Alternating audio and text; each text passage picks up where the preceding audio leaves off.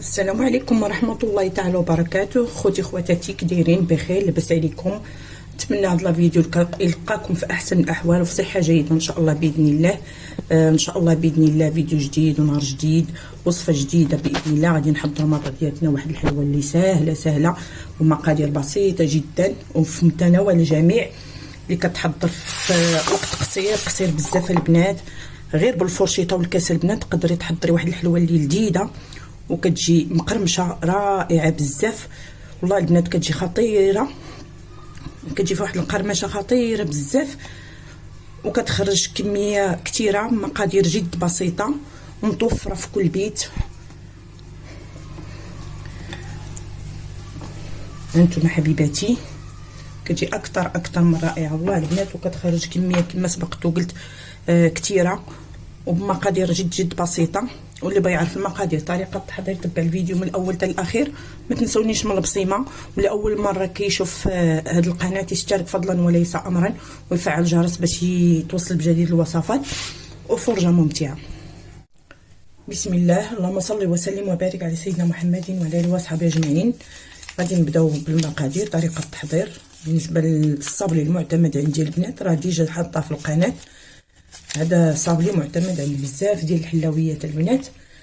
هنا عندي 125 غرام ديال الزبده، عندي ساشي من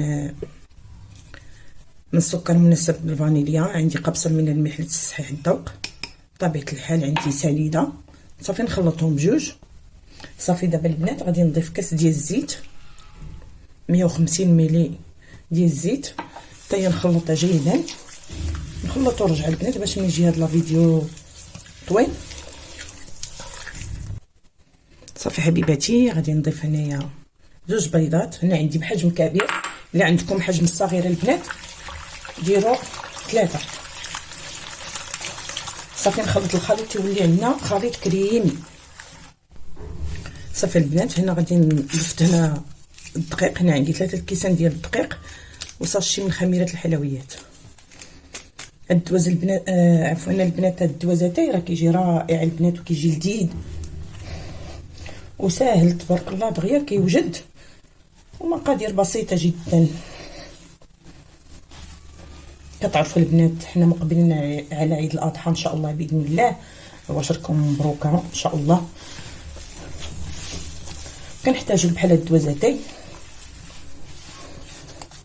بالنسبه للاخوات المبتدئات، راه كيجي لذيذ وكيجي رائع بزاف. وانتم غادي تتبعوا معايا المراحل كامله وتشوفوا كيفاش غيكون معنا هاد دوازاتي. صافي اخواتي ندوزو نشكلوا العجين ديالنا. سهله، طريقه سهله في متناول الجميع بدون طابع البنات. غادي نخدموها غير بالكاس، يعني بالحاجه اللي متوفره عندكم حبيباتي، وكتجي رائعه وكتجي اكثر من رائعه وكتجي زوينه بزاف البنات. غير وجدوها لعيد الاضحى ان شاء الله باذن الله وعينيكم مغمضين. صافي نسرحوا العجين ديالنا. صافي ندوزو نسرحوا العجين. بالنسبه لهاد العجينه البنات كتبغي تبقى شويه غليظه، نرشوا الدقيق.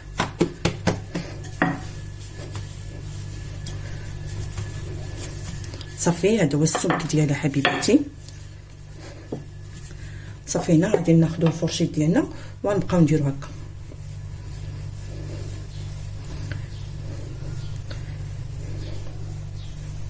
صدقوني البنات ساهله وكما لاحظتوا مقادير بسيطه جدا.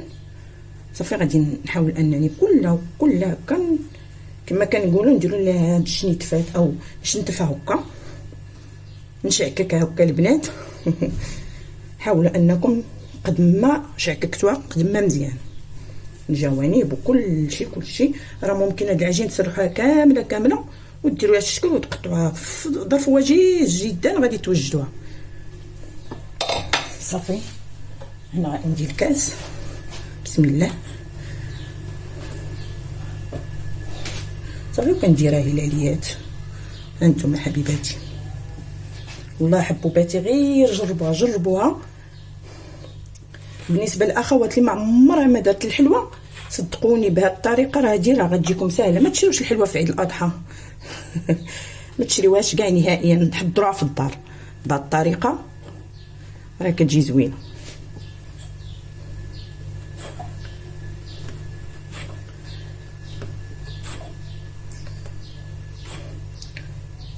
بالنسبه للطوا راه ما ندهنوها ما والو البنات، بغيتو تغطيوها بابي كويسون غطيوها، لان راه فيها كميه كثيره ديال الدهون ما غاديش تلصق معنا نهائيا.